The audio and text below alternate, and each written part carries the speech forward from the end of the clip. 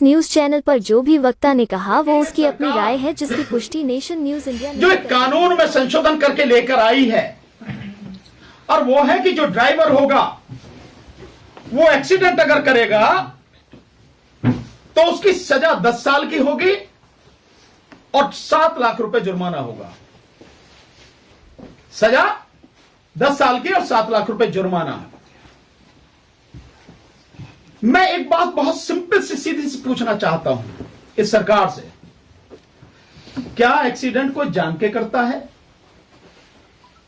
अगर सामने कोई पक्षी आ जाए, कोई जानवर आ जाए, कोई इंसान आ जाए, वो भरसक कोशिश करता है कि किसी भी सूरत में उसको चोट ना लग जाए। और कई बार ऐसी स्थिति आती है कि उसमें वो खुद जो ड्राइवर है, उसमें बैठे हुए जो लोग हैं गाड़ी में, वो बड़े भयानक हादसे का शिकार हो जाते हैं।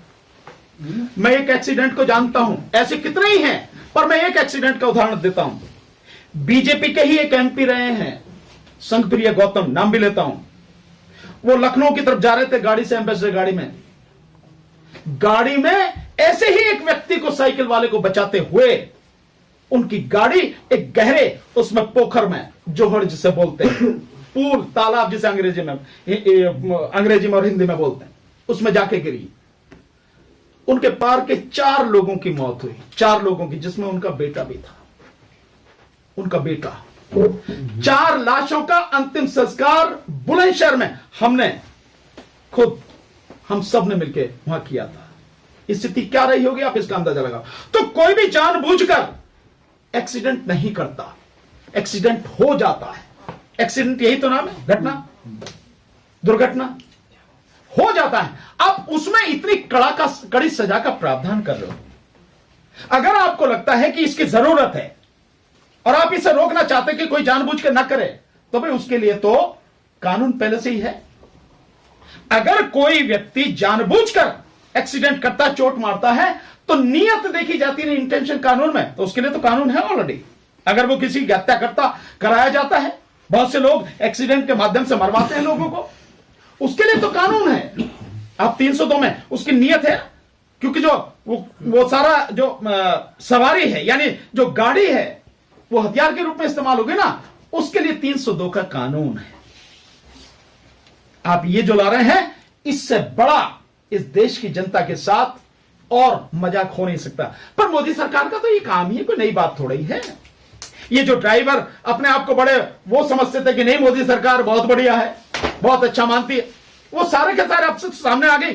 केवल इतनी बात नहीं है, कानून क्यों लाया गया है, इसके पीछे बहुत गहरी साजिश है। ये कानून केवल सामने से दिख रहा है कि जो वो है ड्राइवर हैं, उनको सजा देने के लिए। भाई ड्राइवर तो कौन है? आप भी ड्राइवर हो, ये सारे के सारे जितने पत्रकार बैठे, भैया मोटरसाइकिल पे आए हो ना, कार से आए हो ना, तो ड्राइवर तो तुम भी हो, मैं भी हूं।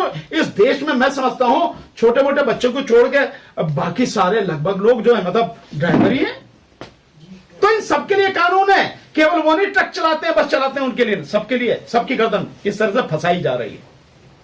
पर ये इसलिए है कि जो 2024 में यह सरकार ईवीएम के माध्यम से जीतने का षड्यंत्र जो कर रही है, और इस बार जनता ईवीएम से चुनाव होने नहीं देगी। इस बार जनता ईवीएम के खिलाफ सड़क पर आकर लड़ेगी, जन आंदोलन बनाएगी। उस समय कोई भी व्यक्ति किसी भी तरह से बस में, ट्रक में, गाड़ियों में, मोटरसाइकिल पे कहीं बैठ के ना आ जाए, इसलिए पहले इनकी गर्दन दबोचो। यह है उसकी इंटेंशन इस कानून के पीछे। यह है कि जिस समय वो सत्ता में वापसी के लिए सारे हथकंडे अपनाएगी, तब किसी भी व्यक्ति को किसी भी तरह का वाहन उपलब्ध न हो जाए। यह है गहरी साजिश, इसलिए सारे के सारे काम किए जा रहे हैं। तो हम इसका पूरी तरह से विरोध करते हैं, और सभी ड्राइवर भाई हमारे, जो इस देश की आधी से ज्यादा आबादी है, वो ट्रक के ड्राइवर हो, बस के ड्राइवर हो, मेटाडोर के हो, छोटे हाथी के हो, कार के हो, मोटरसाइकिल के हो, स्कूटर के हो, कोई भी, हम उनके साथ में हैं, पूरी ताकत से उनके साथ में हैं। इस लड़ाई में हम कंधे से कंधा, कदम से कदम मिलाकर उनका साथ देंगे। इसका फिर साहब 1 मिनट जरा बताएंगे। देखिए, मोटर वाले मामले में जैसे अभी भानु प्रताप जी ने बताया है, कल दिल्ली और एनसीआर की जो ट्रांसपोर्टर हैं, वो कल दिल्ली के जंतर मंतर पे 12 बजे से लेकर के 5 बजे तक एक बहुत बड़ा आयोजन कर रहे हैं। जैसे देश के दूसरे देशों में ट्रांसपोर्टरों ने ट्रांसपोर्ट को बंद कर दिया है, ट्रक खड़े कर दिए हैं, यहां पर भी वो स्थिति बनने वाली है। और दिल्ली एनसीआर ट्रांसपोर्ट एकता मंच के माध्यम से मैं उस संगठन से जुड़ा हुआ भी हूं। कल जो है एक बहुत बड़ा आंदोलन भी होगा और ये आंदोलन अंततः ईवीएम के आंदोलन में जो 6 तारीख को जंतर मंतर पे होने वाला है उसमें भी उनका पूरा सहयोग और समर्थन हमारे साथ रहेगा। तो ये जितने भी आंदोलन धीरे धीरे चल रहे हैं ये ईवीएम हटाओ आंदोलन के साथ आने वाली 6 जनवरी को जंतर मंतर से जो है सब लोग जुड़ेंगे और पूरे लोग जो है एक साथ हम लोग आगे बढ़ेंगे। बस यही नई जानकारी।